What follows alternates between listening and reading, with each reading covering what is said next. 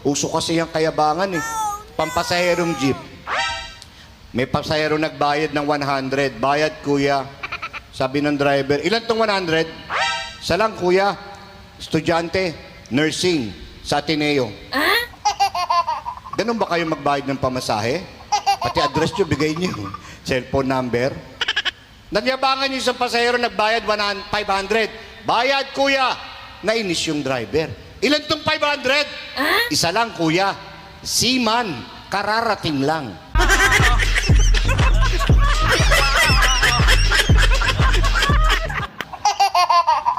Natawa yung isang pasahero sa yabang nung dalawa.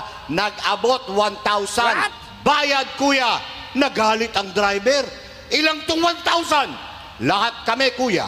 Kasama ang seaman, pati nursing. Keep the chain.